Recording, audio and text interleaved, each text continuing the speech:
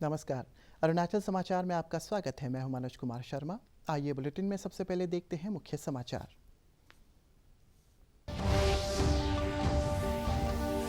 अरुणाचल प्रदेश और असम ने सुलझाया सीमा विवाद। केंद्रीय गृह मंत्री अमित शाह की मौजूदगी में नई दिल्ली में अरुणाचल प्रदेश के मुख्यमंत्री पेमा खांडू और असम के मुख्यमंत्री हिमंता बिस्वा शर्मा ने समझौता ज्ञापन पर किए हस्ताक्षर।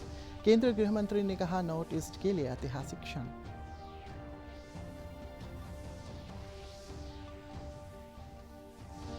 प्रधानमंत्री नरेंद्र मोदी ने नई दिल्ली में वैश्विक बौद्ध शिखर सम्मेलन को संबोधित करते हुए कहा, भगवान बुद्ध की शिक्षाओं से प्रेरित होकर भारत वैश्विक कल्याण के लिए कर रहा है नई पहल। कहा, भारत सरकार ने भारत तथा नेपाल में बुद्ध सर्किट को बनाया उन्नत।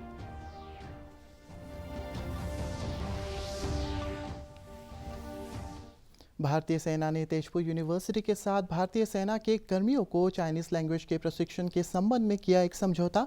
तेजपुर यूनिवर्सिटी में भारतीय सैनिकों के लिए चाइनीज लैंग्वेज के प्रशिक्षण का 16 सप्ताह का तैयार किया गया पाठ्यक्रम। अरुणाचल प्रदेश और असम की सरकार ने आखिरकार दोनों राज्यों के बीच लगभग सभी सीमा विवाद सुलझा लिए हैं। केंद्रीय गृह मंत्री अमित शाह की मौजूदगी में आज नई दिल्ली में अरुणाचल प्रदेश के मुख्यमंत्री पेमा खांडू और असम के मुख्यमंत्री हिमंता बिस्वा शर्मा ने संवाददाता सम्मेलन में ये जानकारी दी।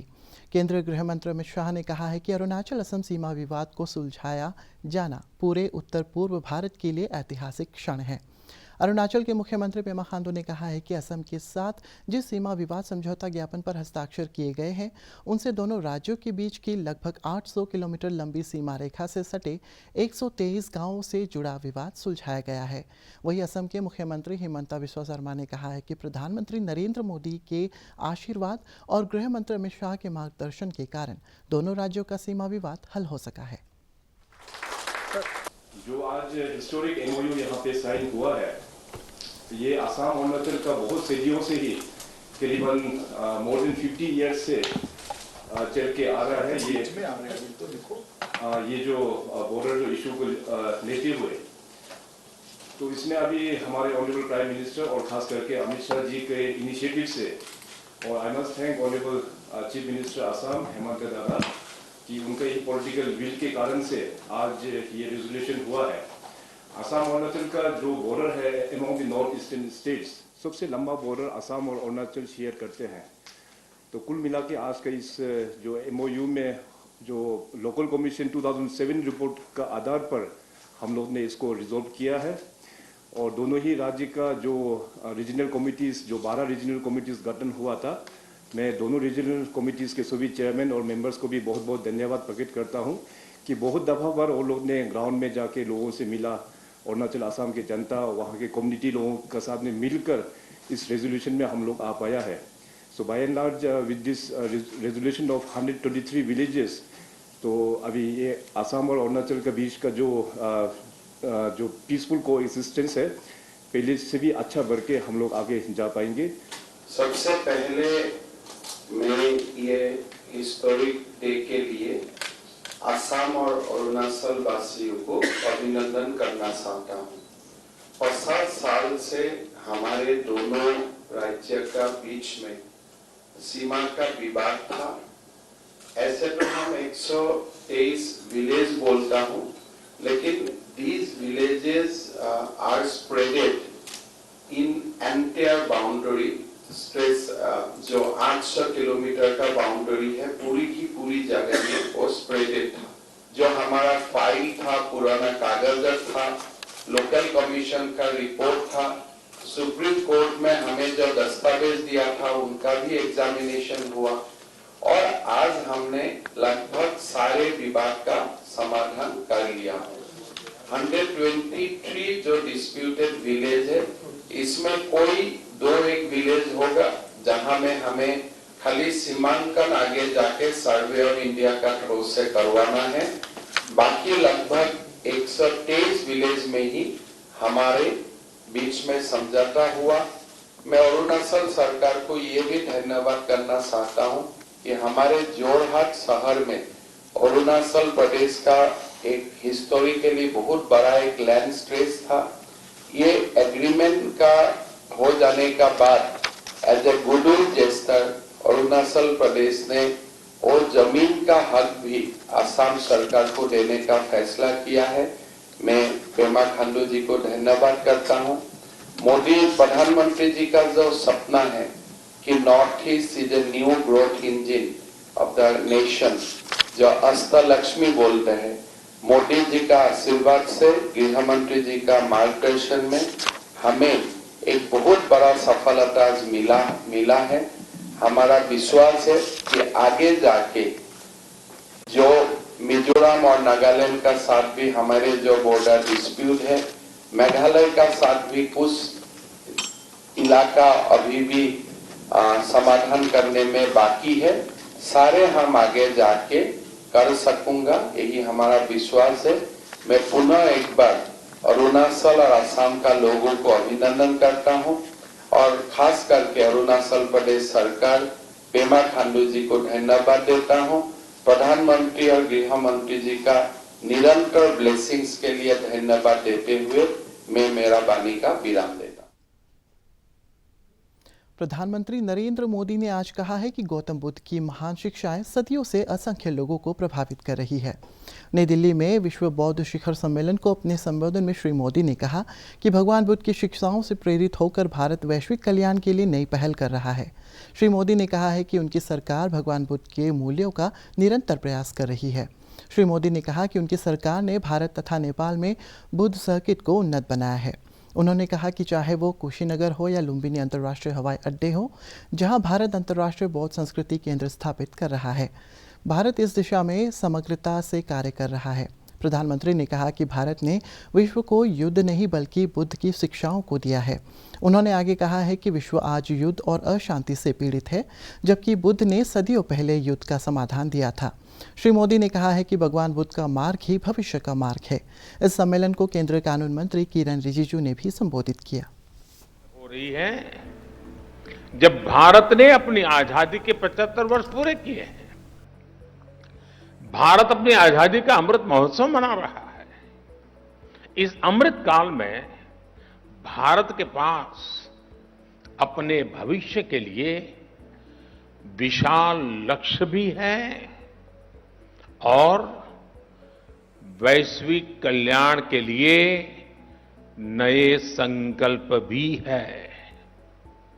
भारत ने आज अनेक विषयों पर विश्व में नई पहल की है और इसमें हमारी बहुत बड़ी प्रेरणा भगवान बुद्ध ही है। साथियों, आप सभी परिचित है कि बुद्ध का मार्ग है परियक्ति, पटिपत्ति और पटिवेद, यानी थियोरी, प्रैक्टिस एंड रियलाइजेशन। पिछले 9 वर्षों में भारत इन तीनों ही बिंदुओं पर तेजी से आगे बढ़ रहा है। हमने भगवान बुद्ध के मूल्यों का निरंतर प्रसार किया है। हमने बुद्ध की शिक्षाओं को जन जन तक पहुंचाने के लिए एक समर्पण भाव से काम किया है। भारत और नेपाल में बुद्ध सर्किट का विकास हो, सारनाथ और कुशीनगर जैसे तीर्थों के कायाकल्प के प्रयास हो, कुशीनगर इंटरनेशनल एयरपोर्ट हो, लुम्बिनी में भारत और आईबीसी के सहयोग से India international centre for Buddhist culture and heritage का निर्माण हो। It is very appropriate to see the theme of this Global Buddhist Summit, responses to the contemporary challenges, philosophy to the praxis, and that the summit is divided into 2 separate parallel sessions, a Sangha session and an academic session with diverse sub-themes such as Buddha, Dhamma and peace, environmental crisis, health and sustainability, preservation of Nalanda Buddhist tradition, Buddha Dhamma pilgrimage, living heritage and Buddha relics, etc. We know that the Buddha Dhamma is not just a religion, it is a way of life that emphasizes compassion towards all beings. It is also addressing the most pressing issues facing our world today, and that is the well-being of the people. भारतीय सेना द्वारा Tezpur university के साथ भारतीय सेना के कर्मियों को चाइनीज लैंग्वेज के प्रशिक्षण के संबंध में एक समझौता किया गया है। तेजपुर यूनिवर्सिटी ने भारतीय सैनिकों के लिए चाइनीज लैंग्वेज के प्रशिक्षण का 16 सप्ताह का पाठ्यक्रम तैयार किया है। भारतीय सेना की तरफ से गजराज कौर और तेजपुर यूनिवर्सिटी के कुलपति ने इस समझौते पर हस्ताक्षर किए। मुख्य इलेक्ट्रॉनिक उत्पाद कंपनी एप्पल के मुख्य कार्यकारी अधिकारी टिम कुक ने आज नई दिल्ली में प्रधानमंत्री नरेंद्र मोदी से मुलाकात की। ट्वीट संदेश में श्री कुक ने हार्दिक स्वागत के लिए प्रधानमंत्री को धन्यवाद दिया।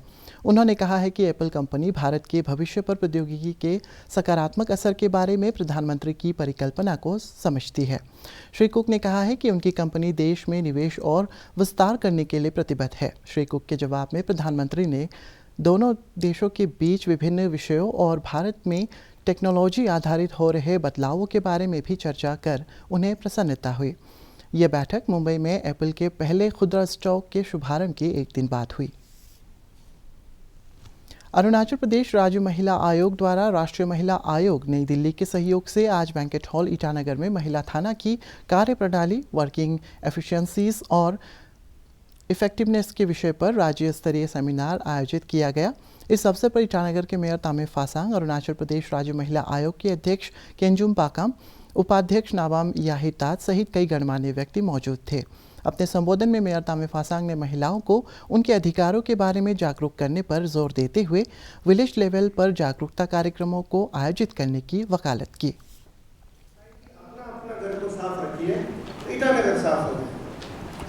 उसी पंक्ति को हम घुमा के आप लोग को, मैडम लोग हैं, बहन लोग हैं, दोस्त लोग, आप लोगों को मैं बोलता हूँ और मेरा पुरुष साथी लोग को भी बोलता हूँ कि आप दूसरा को समझाने की जरूरत नहीं, आप खुद समझ जाइए तो सोसाइटी समझ जाएगा, प्रदेश समझ जाएगा, देश समझ जाएगा। सबको समझाने की जरूरत नहीं, सिर्फ आप अपना से समझ जाइए कि हम लोग को जो है पॉजिटिव माइंड से।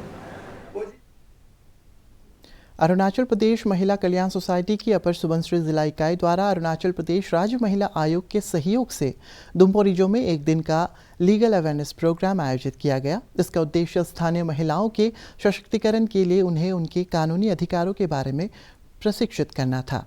इस अवसर पर महिलाओं के कल्याण के लिए सरकार की योजनाओं के बारे में भी जानकारी दी गई। भाजपा की अरुणाचल प्रदेश इकाई के प्रवक्ता तेची नेचा ने आज ईटानगर में एक प्रेस कॉन्फ्रेंस में कहा है कि पापुमपारे जिला परिषद से भाजपा के जिला परिषद सदस्यों के इस्तीफे या पार्टी संगठन की में किसी भी पद पर नियुक्ति प्रदेश भाजपा अध्यक्ष के अधिकार क्षेत्र में आता है। उन्होंने कहा है कि पार्टी इस मामले में जिला उपायुक्त से जानकारी हासिल करेगी और कथित रूप से फोर्जरी मामले में कानूनी कार्रवाई की जाएगी। मंडल प्रेसिडेंट अपना मन मर्जी से करता भी है, ये इलेक्टेड प्रेसिडेंट है, इलेक्टेड जिला परिषद है। स्टेट लेवल में प्रेसिडेंट का साथ ही किया जाता है, साथ साथ में उसको एक्सेप्ट करके हम लोग मेंबर सेक्रेटरी को स्टेट प्रेसिडेंट ने लिया जाता है। लेकिन जिस तरह का मंडल प्रेसिडेंट नहीं किया जाता है, ये शायद डॉक्यूमेंट थोड़ा फोर्जरी और फेक और फैब्रिकेटेड डॉक्यूमेंट है। इसीलिए ये दोनों जिला राजधानी ईटानगर जिला उपायुक्त कार्यालय परिसर में नया स्टैंप एंड रजिस्ट्रेशन ऑफिस कार्यरत हो गया है। जिला उपायुक्त तालोपोतम ने अपने एक ट्वीट में बताया है कि नए कार्यालय के खुलने से स्टैंप और रजिस्ट्रेशन की प्रक्रिया में सुधार होगा। उन्होंने कहा है कि लोगों को अब आसानी से स्टैंप उपलब्ध होगा और रजिस्ट्रेशन की प्रक्रिया में भी पारदर्शिता आएगी।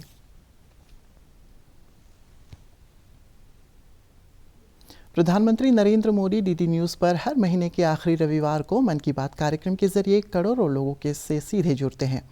3 अक्टूबर 2014 को पहली बार पीएम मोदी ने जनता से मन की बात की साझा की थी। अप्रैल में 100वीं कड़ी के साथ ये सिलसिला जारी रहेगा। हम आपको दिखा रहे हैं कुछ चुनिंदा अंश।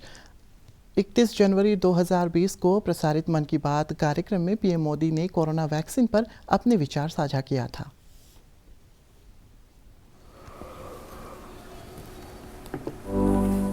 जैसे कोरोना के खिलाफ भारत की लड़ाई एक उदाहरण बनी है, वैसे ही अब हमारा वैक्सीनेशन प्रोग्राम भी दुनिया में एक मिसाल बन रहा है।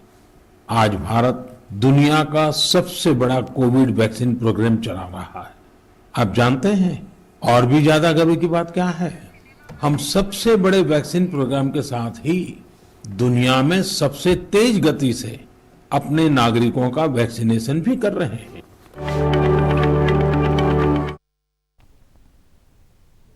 विवेकानंद केंद्र institute of culture VKIC Arunachal Pradesh chapter को G20 फोरम के सिविल सोसाइटी 20 द्वारा C20 कंसल्टेटिव कॉन्फ्रेंस आयोजित करने को कहा गया है। इसके तहत VKIC आगामी 22 अप्रैल को बैंकेट हॉल ईटानगर में diversity, education and mutual respect विषय पर कंसल्टेटिव कॉन्फ्रेंस आयोजित किया जाएगा। अरुणाचल प्रेस क्लब ईटानगर में संवाददाताओं को संबोधित करते हुए VKV C20 गुवाहाटी चैप्टर के प्रमुख जोरम बेगी ने बताया है कि पूर्वोत्तर राज्यों में 200 से अधिक जनजातियां, उनकी बोली और अलग संस्कृति है। उन्होंने कहा है कि ये कार्यक्रम पूर्वोत्तर की संस्कृति विविधता में एकता की भावना को प्रदर्शित करके उनके उद्देश्य से आयोजित किया जा रहा है। लोअर दिबांग वैली जिले के रोइंग में कचरे के निपटारे के लिए garbage disposal black hole plant स्थापित किया गया है। CM इनोवेटिव स्कीम के तहत अर्बन डेवलपमेंट विभाग द्वारा जिला उपायुक्त के मार्गदर्शन से स्थापित इस प्लांट की क्षमता 1 टन गार्बेज के निपटारे की है। स्थानीय विधायक मोचू मिथी ने इस प्लांट का निरीक्षण किया और त्वरित गति से इस प्लांट को लगाने से अर्बन डेवलपमेंट विभाग के अधिकारियों की सराहना की। चांगलांग जिले के दायून अंचल में ITDP के तहत प्राइमरी लेवल फार्मर्स ऑर्गेनाइजेशन के लिए क्षमता विकास प्रशिक्षण कार्यक्रम आयोजित किया गया। इसका उद्देश्य कृषि और बागवानी में कम लागत से अधिक उत्पादन कर किसानों की आय को बढ़ाना है। प्रशिक्षण कार्यक्रम के दौरान किसानों को सस्टेनेबल एग्री प्रैक्टिसेस को बढ़ावा देने के लिए वर्मी कंपोस्ट पर स्प्रेयर वितरित किया गया। लोअर दिबांग वैली जिले की रोइंग में फायर सेफ्टी वीक के तहत लोगों को आग दुर्घटनाओं से बचाव के बारे में जागरूक किया जा रहा है। Fire and emergency services department द्वारा आयोजित इस जागरूकता कार्यक्रम के दौरान लोगों को आग दुर्घटनाओं पर प्रभावी तरीके से काबू पाने और इससे होने वाले नुकसान में कमी लाने के लिए डेमोन्स्ट्रेशन के माध्यम से ज़रूरी टिप्स दिए गए। भारत तिब्बत सीमा पुलिस बल ITBP नागरिकों के साथ बेहतर संबंध कायम करने और युवाओं के विकास के लिए नियमित अंतराल पर नागरिक सेवा कार्यक्रम के तहत उन्हें सहायता प्रदान कर रही है। ITBP की 4ठी बटालियन द्वारा आज़ादी के अमृत महोत्सव के तहत गवर्नमेंट प्राइमरी स्कूल मागो के छात्रों के लिए एजुकेशनल टूर आयोजित किया गया।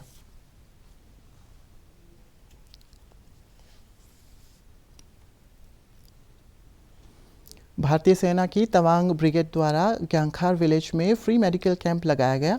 इस स्वास्थ्य शिविर में एलोपैथी के अलावा सोवा रिक्पा और गायनेकोलॉजिस्ट विभाग के चिकित्सकों ने अपनी सेवाएं दी। विधायक शेरिंग ताशी और ने रोगियों के लिए सेवा रिक्पा मेडिसिन का खर्च वहन किया।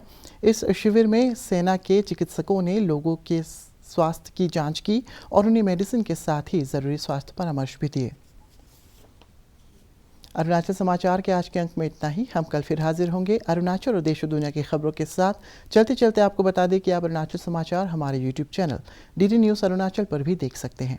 देखते रहिए अनप्रभा। नमस्कार।